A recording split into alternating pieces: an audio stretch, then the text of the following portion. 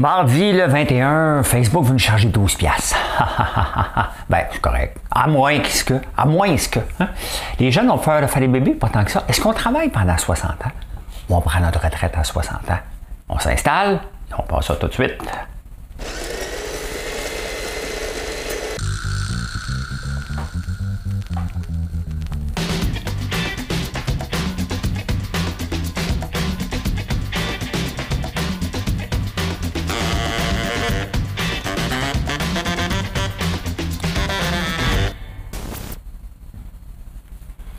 J'ai une énigme un peu facile quand même, vous allez voir.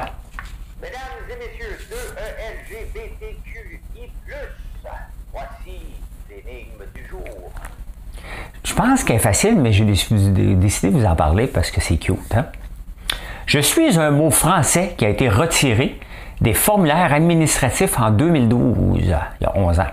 On m'utilisait pour désigner les femmes célibataires ou les jeunes filles. Dans certaines régions du monde, on m'utilise encore aujourd'hui, mais mon usage a été remplacé par un autre mot au Canada. Qui suis-je? Je suis un mot français qui a été retiré des formulaires administratifs en 2012. On m'utilisait pour désigner les femmes célibataires ou les jeunes filles. Dans certaines régions du monde, on m'utilise encore aujourd'hui, mais mon usage a été remplacé par autre mot au Canada. Qui suis-je? La réponse, vous allez voir dans le chapitre en fin, si vous voulez voir tout de suite, là, elle est là, la réponse. Mais sinon, on s'installe puis on passe ça tout de suite.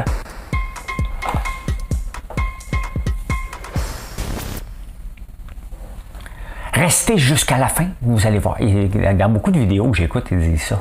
C'est sûr que c'est pour générer des views, mais ça marche, tout ce que je fais dernièrement, avec l'aide de ChatGPT, pour augmenter mon SEO, ça fonctionne, c'est un travail. Tu sais, pour bien sortir dans les engins de recherche, là, partout, c'est un travail journalier et j'ai du fun à faire ça. C'est comme battre l'algorithme, mais pour moi, travailler pour battre les algorithmes, c'est à peu près ce que je fais à chaque jour pour me lever. Quand je me lève, autant pour la santé, hein, la santé physique, donc j'essaie de battre la génétique, même si c'est pas possible, mais je mets les chances de mon bord en mangeant de l'ail noir, bien entendu, mais je dis bien entendu parce que je vous en parle tout le temps, en faisant attention à mon taux de gras. Et d'ailleurs, avant de sauter dans Facebook, c'est ce que je vais vous parler, la culte du corps, hein? Dans la génération Y et Z, moi je suis X, donc c'est mes enfants, puis les autres enfants. Mes enfants sont Z, moi, c'est ça. Ça, c'est les millénaires. Mais l'augmentation dans les gyms est montée, en tout cas, des gens qui font du sport sur les 16 à 25 ans, entre autres, de 75% actuellement, et c'était 68 en 2015. Donc, c'est sûr que, tu sais, avec l'aide de TikTok, avec l'arrivée de TikTok, Instagram, c'est pas l'aide ou quoi, parce qu'il y en a qui peuvent tomber aussi malades à vouloir trop s'entraîner. Il faut pas devenir fou, hein.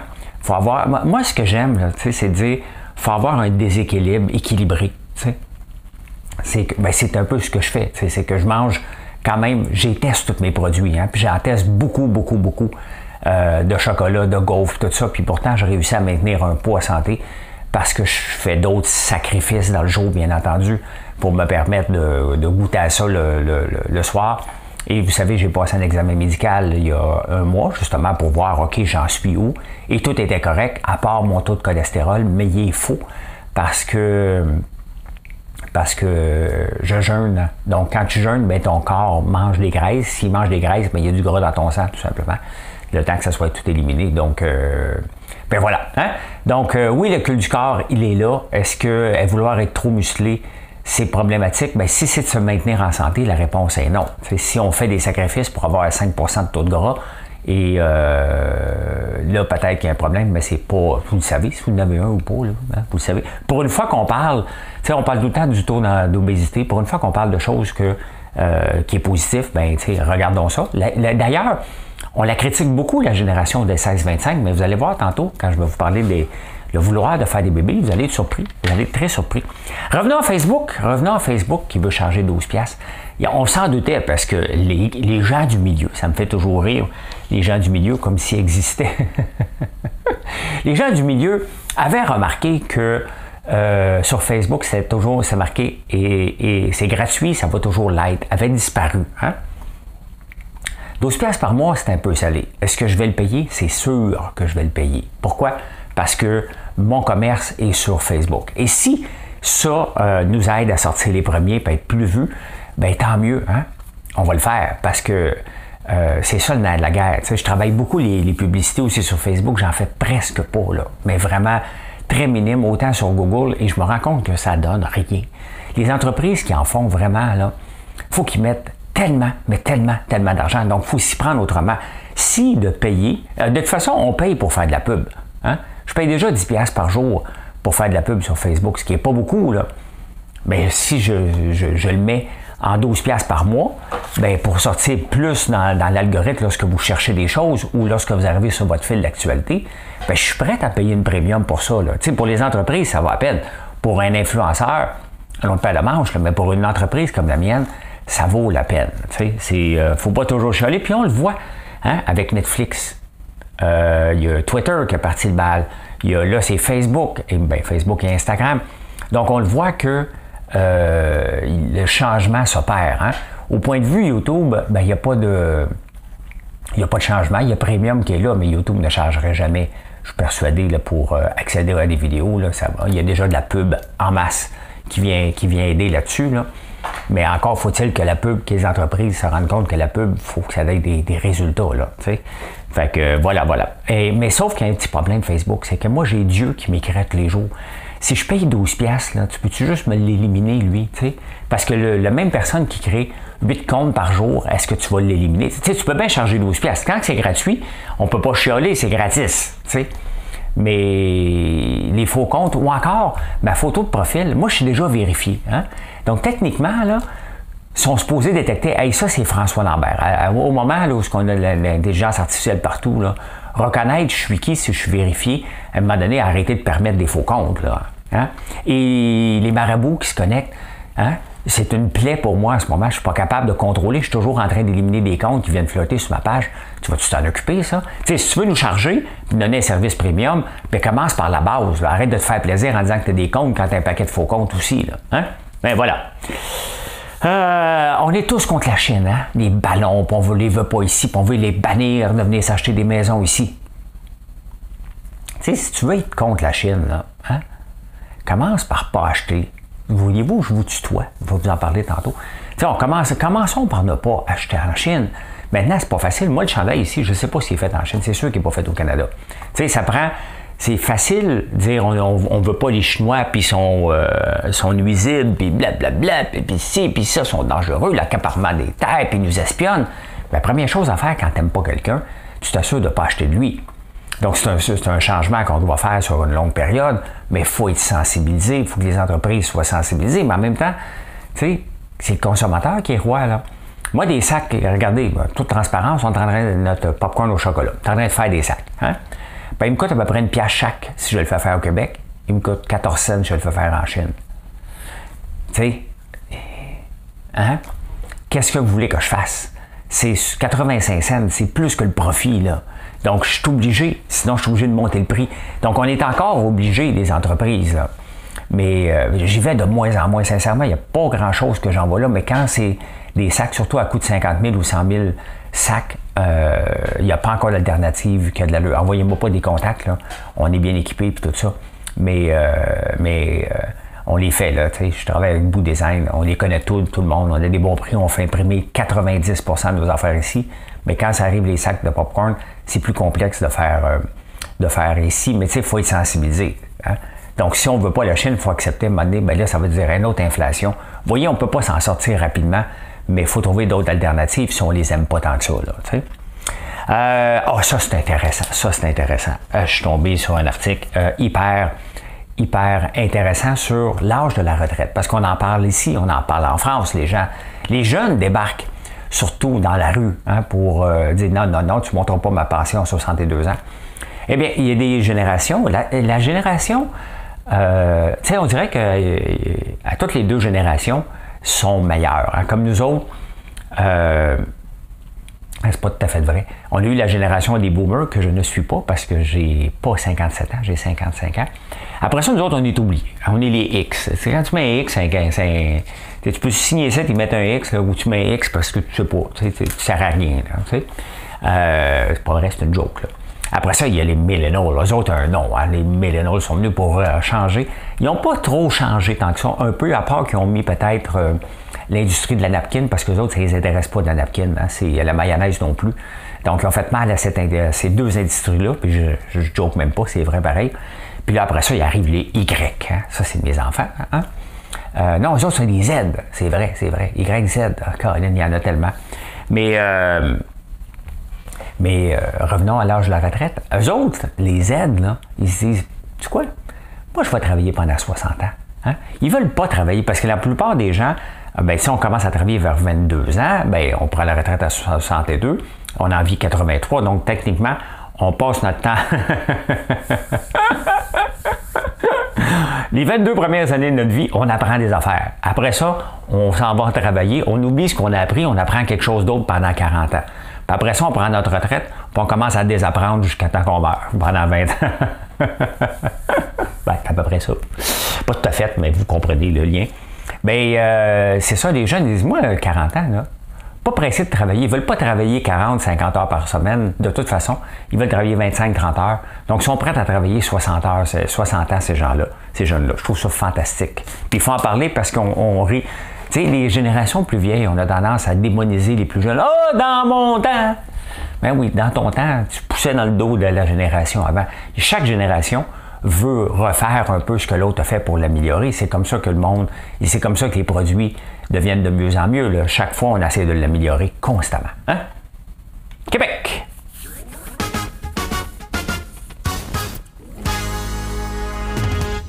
Je fais une petite parenthèse, ça fait longtemps que la journée est encore jeune, n'a pas parlé de moi, Olivier, salut, parce qu'une fois, il m'avait dit que je lisais le Journal de Montréal, comme un show que je lis le Journal de Montréal d'une façon péjorative. Là. Vous voyez que je lis pas le Journal de Montréal. Hein? Je me force pour faire des nouvelles tout seul, là, avec une machine de son qui fonctionne pas tout le temps. Là. Mais non, mais ça m'avait insulté un petit peu que je lisais les nouvelles, parce que le Journal de Montréal, il est de plus en plus plate, que je le lis pas trop, et je me force pour faire réfléchir les gens. Je dis ça, puis ils se disent rien, là, tu sais. Hey, au Québec, justement, les jeunes de 19 ans hein, veulent des enfants, quand même. Hein? 55% veulent des enfants et en veulent plus que 2, quand même. Hein? Donc, on pensait que ça, il était climato. C'est tout ça, climato-sceptique, puis non de l'anxiété par rapport au climat, puis pas faire des enfants. J'avais déjà tombé sur des reportages de Radio-Canada dans les années 70, puis les jeunes disaient, c'est épouvantable, on ne peut pas faire d'enfants. Quand j'étais à l'école aussi, il y avait des jeunes, oh, moi je ne ferai pas d'enfants, pas dans le climat dans lequel on vit. Donc il y en a tout le temps, depuis toujours, des gens qui ont toujours peur que la fin du monde arrive pendant leur règne. Mais c'est pas le cas de ceux de nos jeunes aujourd'hui qui veulent avoir au moins 2 enfants. Je n'ai pas demandé à mes gars. Hein? D'après moi, Alexis, je ne sais pas. Hein? Je ne sais pas, ils sont jeunes. Quand même, ils pensent à ça à 19 ans. Je ne pensais pas à ça, moi. Je pensais plutôt avec qui va faire des enfants, au lieu de penser combien il va en avoir. T'sais. Ça me fait penser, Last Man on Earth sur Fox qui jouait. Puis moi, quand je prenais l'autobus, quand j'étais jeune, je prenais l'autobus pour aller à l'école, 42 km dans un autobus jaune, pas d'iPad, là, total à refaire le monde, c'est exactement ce que je faisais. Toute l'année, moi, j'étais un rêveur. Hein? Fait qu'un rêveur, pas d'iPad, pas de téléphone, ben ça regarde la plus belle fille de l'autobus. Puis je me dis, si j'étais seul sur la Terre avec elle, hein? On partirait à zéro. Je pensais à ça quand j'étais jeune. Moi. Puis quand j'ai vu cette série-là, Last Man on Earth, j'ai fait comme c'est pour moi. C'était vraiment tous mes scénarios d'enfance. Je ne sais pas si vous autres, vous avez eu ces rêves-là de repeupler la Terre. Hey, écoute bien, j'ai le droit d'avoir des rêves, là, OK? À la fin du mois de mars, il va y avoir un sommet des chantiers. Moi, il y a 2 mots là, qui sont nuls, hein, qui sont des mots vides dans le langage politicien. C'est le mot sommet avec le mot filière, avec le mot table de concertation. Tout ça, pour moi, c'est des mots vides. Puis là, on rajoute chantier. Hein? Le sommet sur les chantiers. J'ai quand même demandé à Google, c'est quoi des mots vides? Ben, normalement, c'est le, la, le, la. Des articles, c'est des mots vides, ça fait juste remplir. Ben, c'est à peu près ça qu'on fait ici à Montréal. Hein? Sommet, filière, table, chantier. C'est juste des mots vides qu'on remplit pour donner du temps dans des... mais c'est complètement tapette. Ils vont s'asseoir ensemble. Oui, le con range sur Montréal au coin du parc. Qu'est-ce qu'on fait? Toi, François, qu'est-ce que t'en penses? Hein? Qu'est-ce que t'en penses, toi, François? Hein? Là, ça flash. J'espère que ça va toffer. Ouais. C'est ça le sommet des chantiers. Hein? La folie des hauteurs. Hey, la folie des hauteurs au centre-ville, on capote. Hein? Il faut voir les autres villes pour regarder est-ce qu'il y a une problématique avec la hauteur des buildings. Hein? À Montréal, là, ça me tape ses nerfs parce que j'ai un autre problème qui est en train de se créer. On va voir. Est-ce que les buildings sont trop hauts? Mais quand on regarde en avion, là, on se rend compte que Montréal, c'est un minuscule centre-ville. C'est un beau centre-ville. Mais est-ce qu'il y a trop de buildings en hauteur? La réponse est non. Il n'y en a pas trop. Hein? Il n'y en a pas trop du tout. C'est comme ça. On évolue. Qu'est-ce qu'on aime mieux? La densification ou l'étalement urbain? C'est ça. Hein? Donc, voilà. Hein? Québec solidaire qui veut une déclaration de revenus unique. Mais au Québec. Hein? Ça revient tout le temps. Ça revient constamment, la déclaration de revenus unique. C'est 425 millions qu'on sauverait. Le problème, là, c'est qu'elle n'est pas à bonne place. Il faut l'accepter, regarde, on n'est pas en train de se séparer. Hein? Donc, ça donne absolument rien qu'on ait créé Revenu Québec quand il n'y a pas ça dans les autres provinces. Donc, ça donne rien. On paye déjà pour Revenu Canada. Je sais que ça fait mal à notre Québec, à notre fierté québécoise, mais il n'y a pas de raison de garder Revenu Québec. Absolument zéro raison. La seule raison qu'on aurait dû le garder, c'est si on était pour se séparer, ce qui n'est pas le cas. Hein? Donc, oui, Québec solidaire, déclaration unique, mais pas au Québec. Hein? Tombez sur la tête.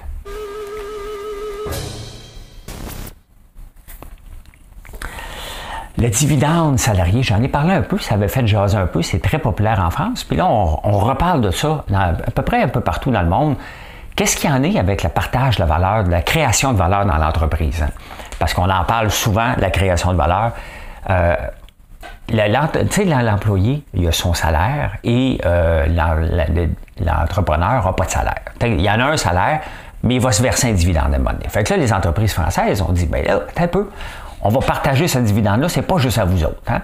Bon, il y a toute la notion de risque qui n'est pas là. Hein? Le risque en affaires, le salarié ne l'a pas.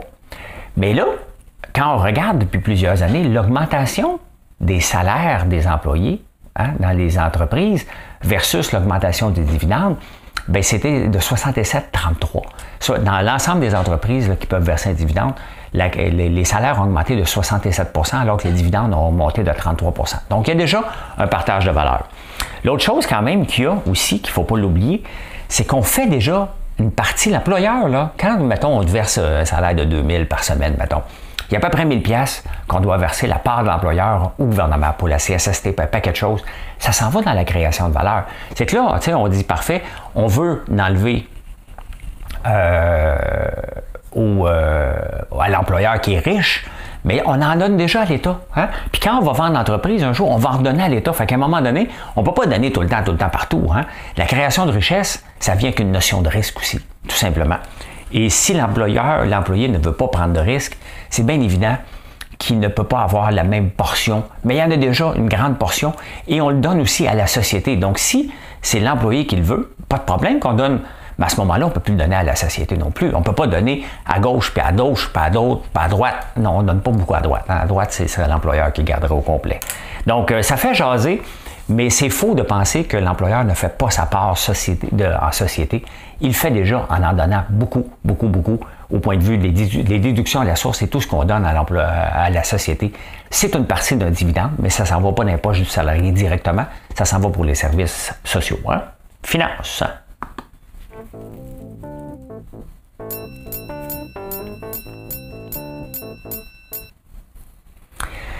La caisse de dépôt majoritaire dans cette entreprise, puis on l'a vu avec Azure en Inde, hein, elle va devenir majoritaire presque à 100%.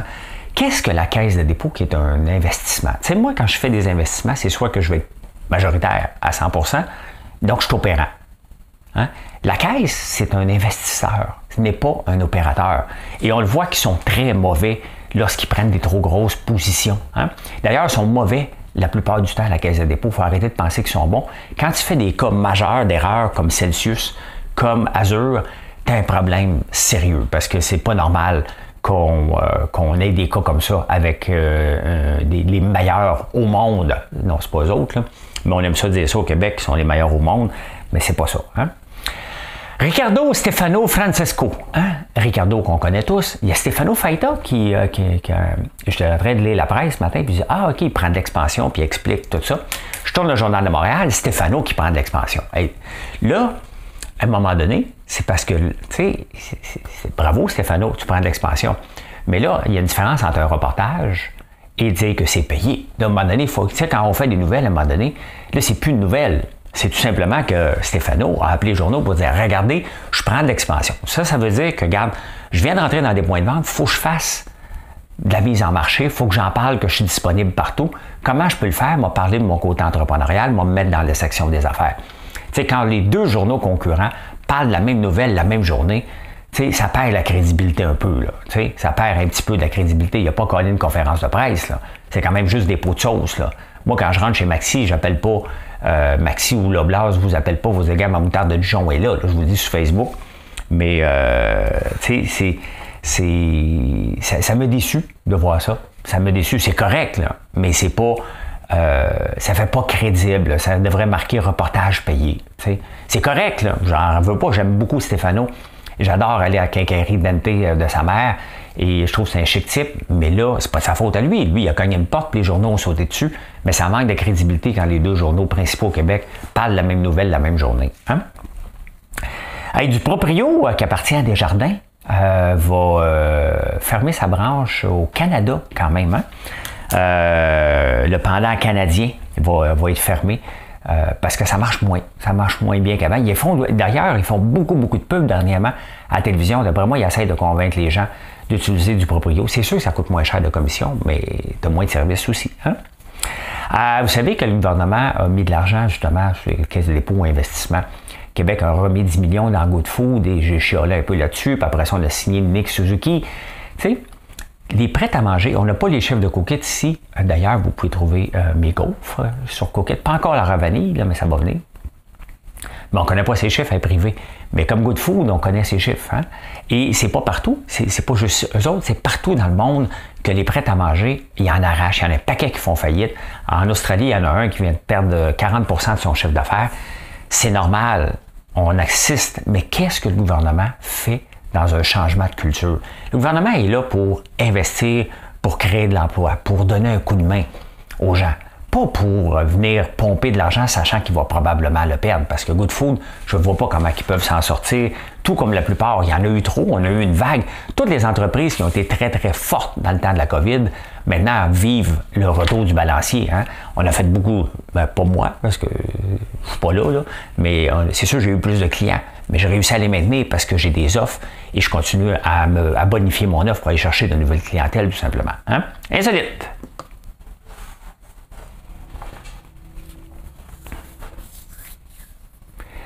Est-ce que vous vous faites tutoyer, vous?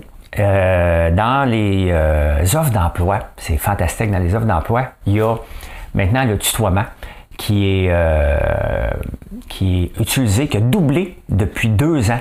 Et ça, les analystes pensent que c'est pour éliminer les vieilles personnes, les âgeux, hein? Faire de l'âgisme parce qu'on n'est pas à l'aise, tu vois. Toi qui veux venir travailler chez moi, toi, tu es la bonne personne. Tassez-vous les vieux. Hein? Tassez-vous les vieux. Je commence à le sentir. Moi, je n'ai pas de job, là, mais je commence à le sentir parce qu'on me demande des fois, tu fais ce TikTok, toi, le vieux? Je suis pas vieux, moi. Hein? Hey, les Enfalac, je ne sais pas c'est quoi les noms, les choses pour bébés. Il y a une pénurie dans le monde. Et maintenant, ils s'en font tellement voler à travers le monde que la plupart des pharmacies, je ne sais pas si ici ils le font, mais ils mettent derrière le comptoir maintenant, comme les batteries, comme les lames de rasoir, tout ce qui est facilement volable. Donc, toutes les Enfalac derrière le comptoir. C'est sérieux, hein, qui manque de ça. En tant qu'entrepreneur, je trouve que mes journées sont trop courtes. Si tu t'ennuies dans ta vie, tu trouves que les journées sont trop longues. Dans 1 milliard d'années, sur la Lune, sur la Terre, les journées vont être 30 heures. Fait que prends pas trop de pilules pour vivre vieux parce que tu vas trouver que les journées s'allongent un peu, 30 heures. Hein? Laetitia, Clara, Laure et Natacha, Juliette, Françoise ou Simone, quel que soit le nom qu'on leur donne. Ben, Laetitia, Clara, Laure et Natacha qu'ont ces 4 noms-là en commun. C'est les noms les plus communs dans les sites pour adultes.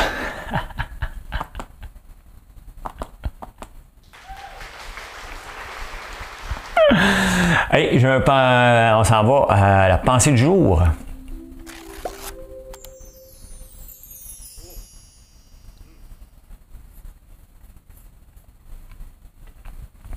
J'ai demandé à ChatGPT de me sortir un poème avec l'entrepreneuriat, c'est difficile, point. Et voici comment ça se passe. L'entrepreneuriat, quelle aventure intense, sillonner des chemins aux virages immenses, braver des tempêtes et des vents violents, ramer à contre-courant, faire preuve de talent. Hein? Pas pire, hein? L'entrepreneur, quelle aventure intense, sillonner des chemins aux virages immenses, braver des tempêtes et des vents violents, ramer à contre-courant, faire preuve de talent. La réponse à l'énigme. Mesdames et messieurs, 2ELGBTQI+, voici l'énigme du jour. Qu'est-ce que je cherchais? Je cherchais le mot « mademoiselle ». Je suis un mot français qui a été retiré des formulaires administratifs en France en 2012. Ici, il n'est pas banni. On peut l'utiliser, mais il n'est pas vraiment utilisé. Hein? C'est dans les autres pays. Êtes-vous une demoiselle? Et je peux dire que j'ai survécu à mon bouton qui flash depuis tantôt. C'est tough faire ce que je fais. Vous n'avez aucune idée comment ça peut être stressant à l'occasion. Merci d'être là. Si vous n'avez pas fait un like ou laissé un commentaire, c'est le moment. Et je vous souhaite une excellente journée. Venez nous voir sur françoislambert.one et je peux dire ceci. Mission accomplished. Bonne journée.